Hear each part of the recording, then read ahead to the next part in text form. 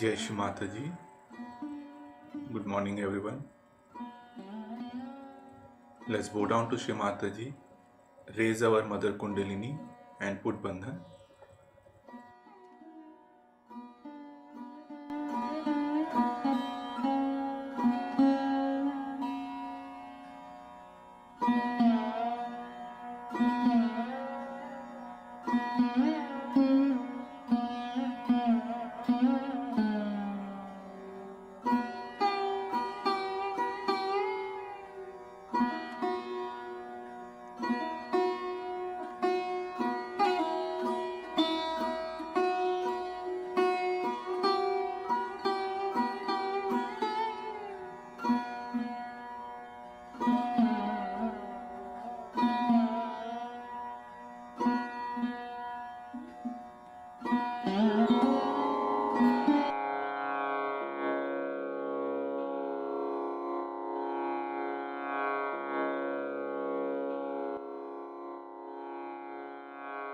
Shri Ganesh Mantra.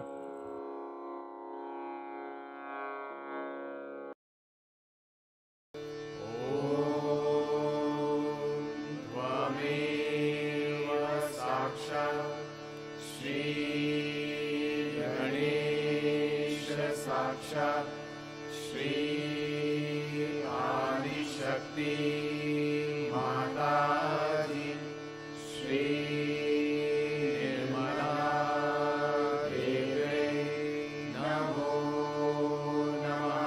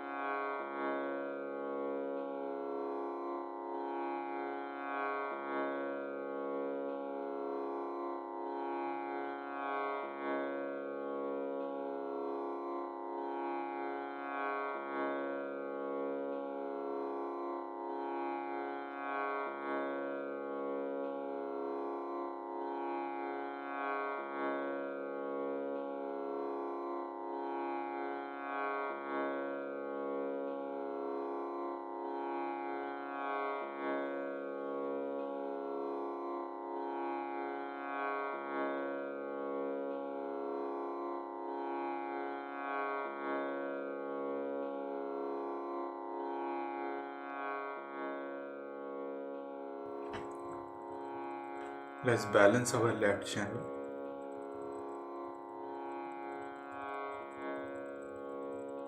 Shri Mataji, please awaken the qualities of Shri Ganesha on our left channel.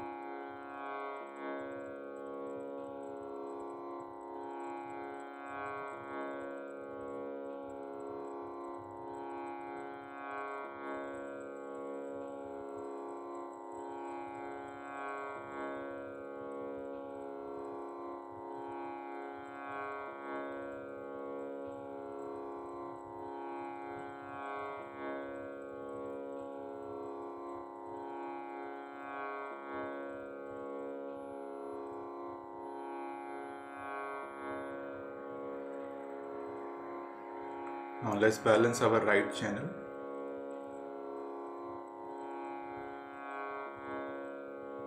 Shri Mataji, please awaken the qualities of Shri Hanuman on our right channel.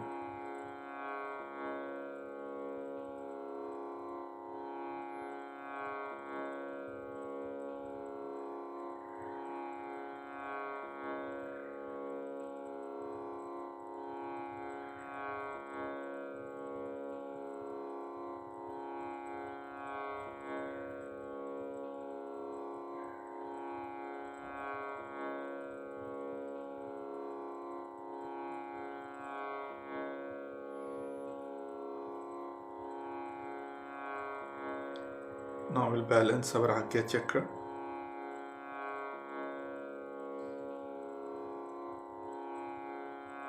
I forgive everyone and I forgive myself.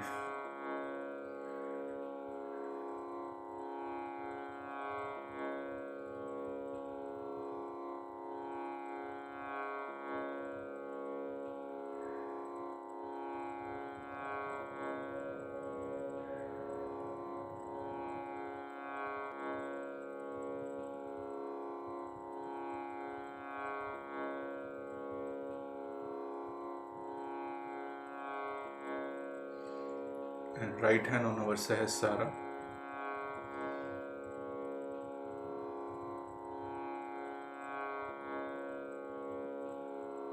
Shri Mataji, please establish our self-realization and give us the thoughtless awareness state.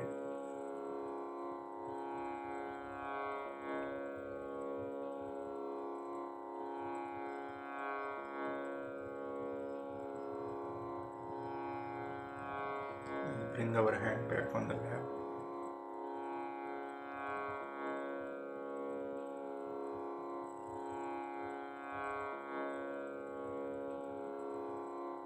With our attention on Sahasrara, let's listen to Shri Mataji's speech.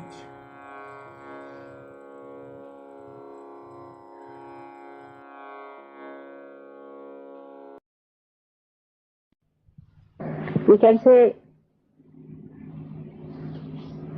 in 1970, 5th May, first time, the collective spirit of God opened out. So far, the blessings of God came to human beings individually as grace, and they received their self-realization individually, one by one.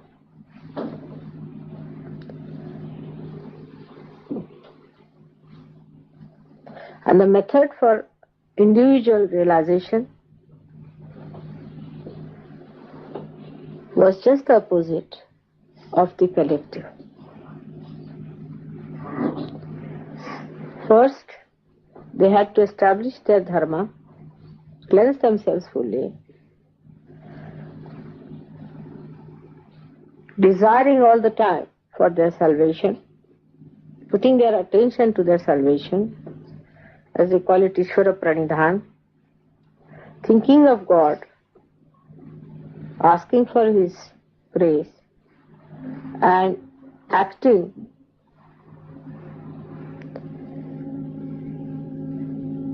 in a scrupulous, dharmic ways to keep themselves pure.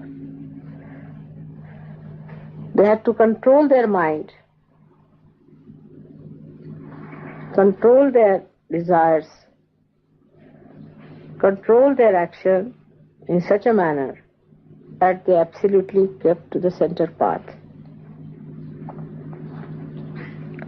And when they could get through all that,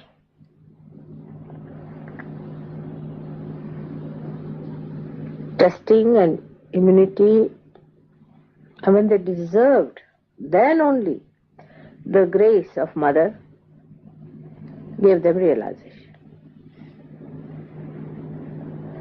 This pattern was on for some time.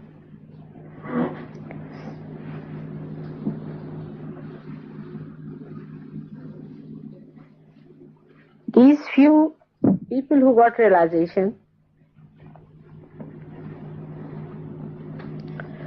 did lots of wonderful things to prepare for Sahaja.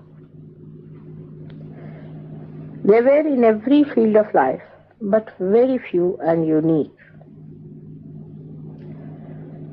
For example, in India and in many other places in ancient times, they discovered the unique gifts of the Mother Earth, what we call as the Swayambhus, created by themselves. stones or stone images which were thrown out by the Mother Earth were discovered by these saints. They put shrines there, they worshipped them, and they, by worshipping, they made these images vibrate, more of vibrations, and vibrate that area. All over the world there are such stones, but only the saints could discover them. Then they established the importance of virtue in life, how virtue can give you health, wealth, and prosperity, which is glorifying and not which is degrading or which distracts you. They established schools and universities, especially in India.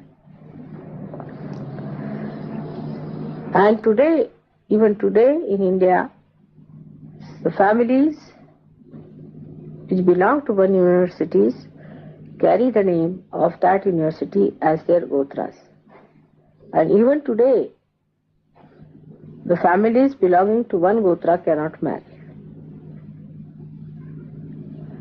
They prepared young children, educated them in such a manner that they led a very dharmic life, enjoyed their married life fully, and then they matured in such a manner that they got their realization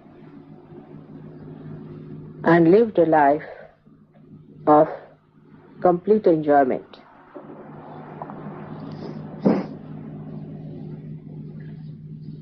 Thus, they distracted the attention of people which was outside to inner, deeper values by their own example, by their own behavior, by their own style of enjoyment, by leading a very cheerful and a happy life.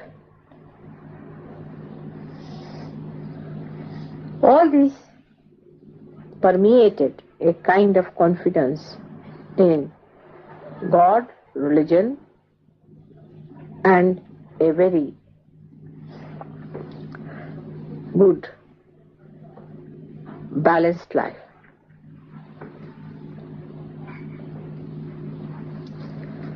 They have really done a great job of first building the scaffoldings of the huge, great building of Sahaja, which is going to come now. They are just like nuts and bolts in our whole working. Their desire to establish dharma was so great that complete divine force of Mahakali was working through them. Then they put it to the action, such understanding and such wisdom.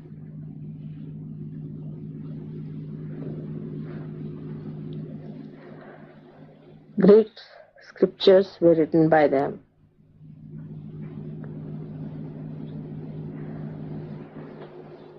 And for many years, thousands of years, they were the guiding lines for people. Only in the modern times, it should say about 1,000 years or so, people started doubting them.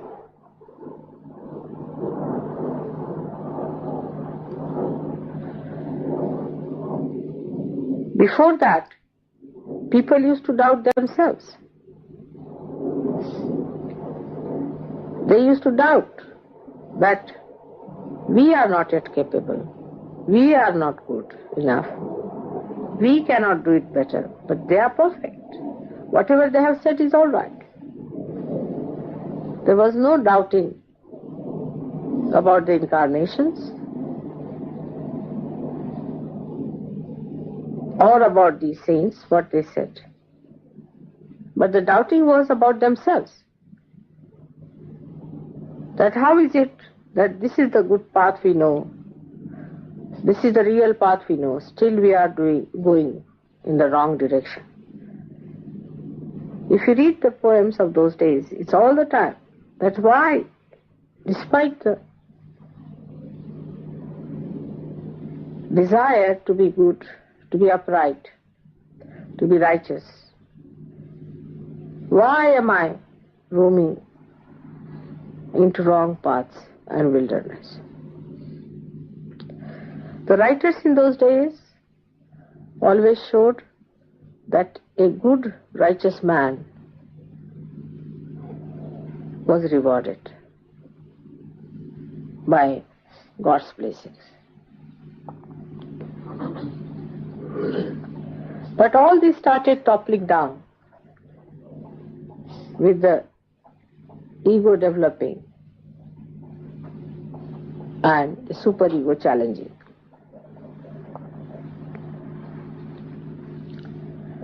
Confusion started coming into the minds of people, and they started doubting those great realized souls instead of doubting themselves. Because they could not reach anywhere near these great saints, some of them were influenced by many satanic forces around and played into their hands and started doubting those realized people and all these great scriptures. So one side we have the doubting people, the other side the fanatics. Those who try to adhere more and more to the teachings had to become fanatics. So they became fanatics. And those who started doubting also could not show any benefits of doubting, could not convince the fanatics that they were wrong. So on one side we had fanatics and on another side the doubting people. It's like standing between the two stools. The real religion in man collapsed. There cannot be a new religion. Religion is a continuous living process within us, which is our sustenance. It's like a ladder on which we climb, leaving one by one, step by step, but not leaving the ladder. All others are required.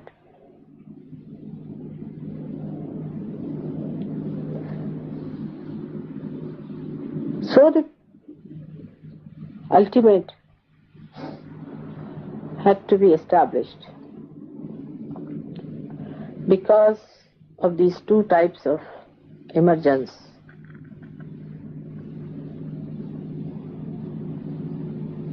One doubting, another fanatics.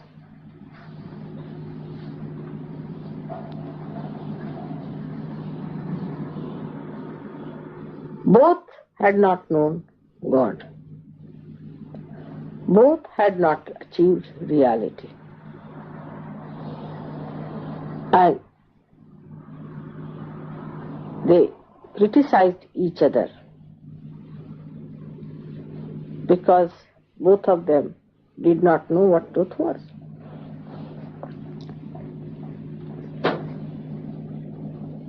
I took my birth at a point where these confusions had started showing its results even on the physical plane. All imbalances of life react physically, mentally, emotionally, also spiritually.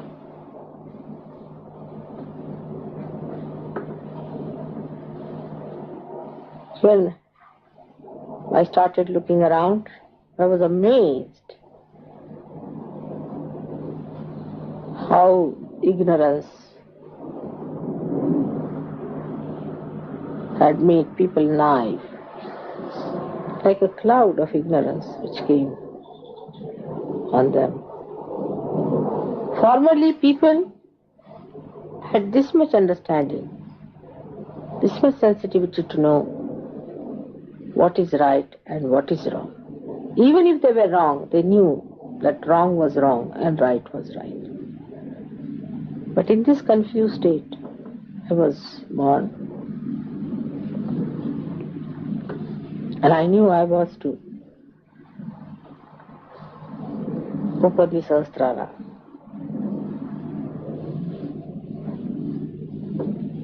So, I started my work after my first shocks.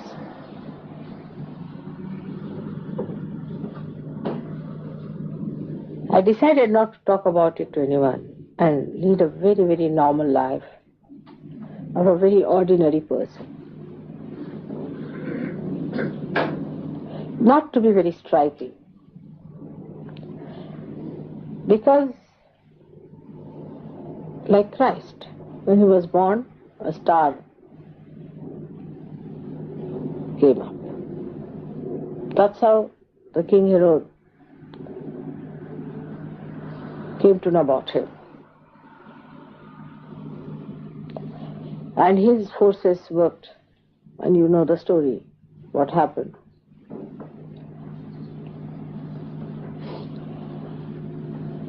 If you are born with any striking signs, the negativity immediately finds you out. As it is, it found me out.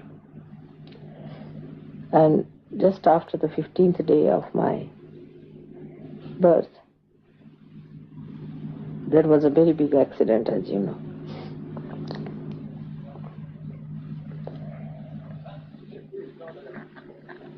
So I had to really work very hard to enter into your being, to find out the different permutations and combinations. First of all, I had to find out your basic problems. What are your basic problems are. Once you handle the basics, then you can handle the permutations and combinations.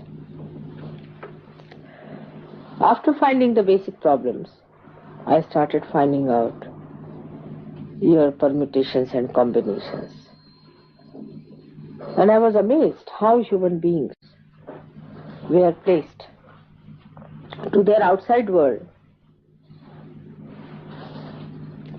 and how they reacted to their outside world and identified that these permutations and combinations which formed within themselves were also capped by their other identifications, like the society in which they were born, like the nation in they were born, like the ideas that were there. All these things became much more important than the original being which is universal within you.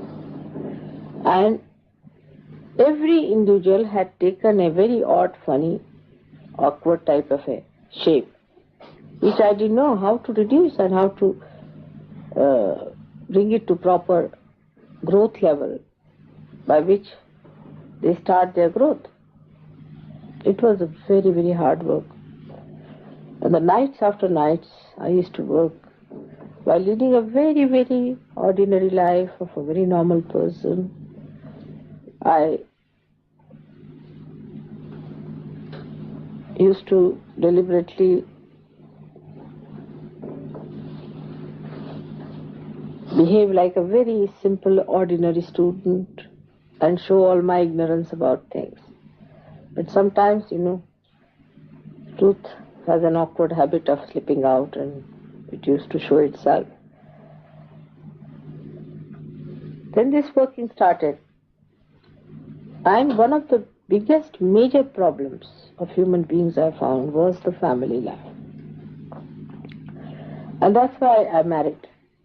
I wanted to study what are the problems of family life. And then I started facing these problems as if they were my own, and started understanding why people behave in this manner and that manner. Because these corrections are to be done, of course, by you, but much more by the divine force. And if I could know what are your problems, I would be able to act. Then other problems like political, economic and all these problems also, I tried to study because they became so important for human beings, which are of absolutely artificial value, but they did. So I had to see to that what makes them do this and what makes them do that. Sort of a human behavior science I had to study for years. And then as you start unfolding, or you can say unentangling or disentangling or taking out the knots of a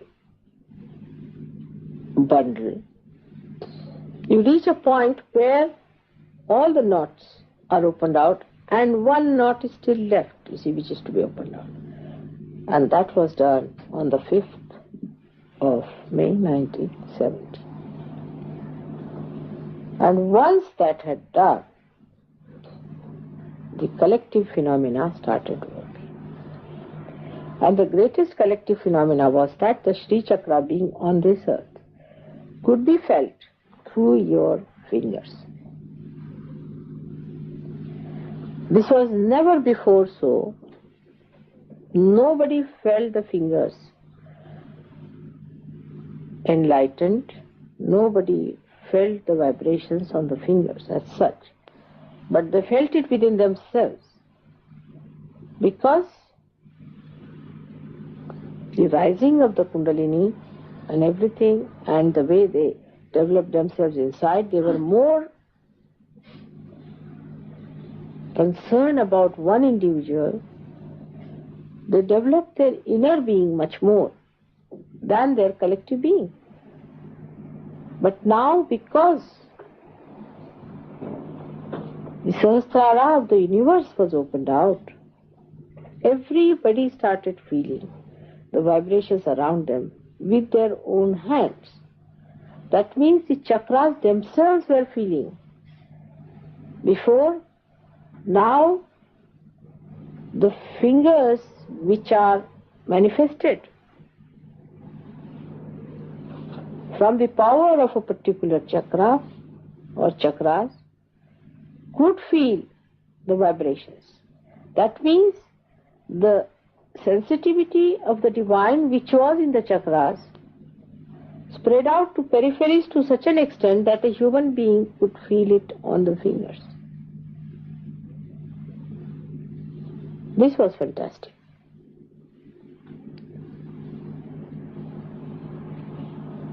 So, my job was to move from the center to the periphery. While moving that, whatever are the obstacles I met, I had to clear them out, one after another. And then once all the obstacles are cleared out and all the network is properly done, then to generate the energy through this happening of Sahasrara. So you can imagine how important is this day. Now this one is for myself. I don't know how many of you really know how much the divine had to work, and how many of you are really thankful to the divine for this tremendous work which was done through ages, and now especially for these 47 years of my life. Relentlessly it worked, keeping up the facade of a very normal, ordinary person.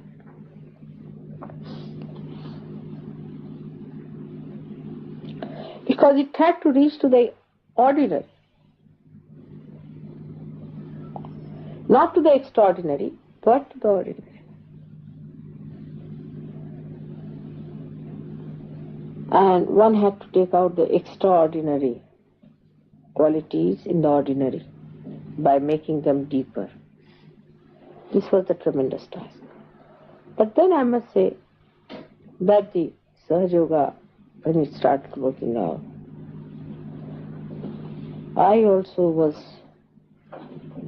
given very great workers, tools of Sahaja Yoga, who took it up upon themselves as their own responsibility. And you all should be thankful to them, because they really worked very hard with me.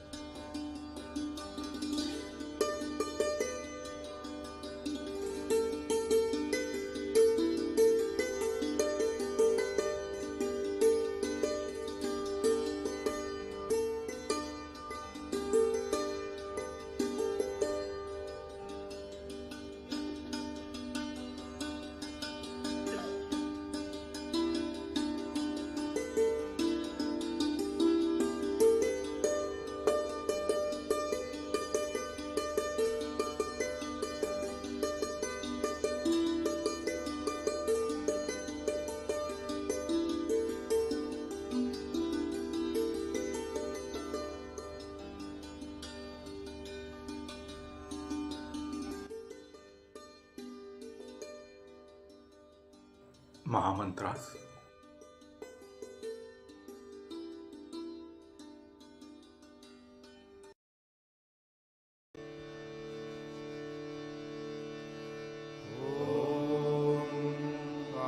त्वमेव साक्षात् श्री महालक्ष्मी महासरस्वती महाकाली त्रिगुणात्मिका कुण्डलिनी साक्षात् श्री आदिशक्ति माताजी श्री निर्मला देव्यै नमो नमः। ॐ त्वमेव साक्षात् श्री कल्की साक्षात् श्री आदिशक्ति माताजी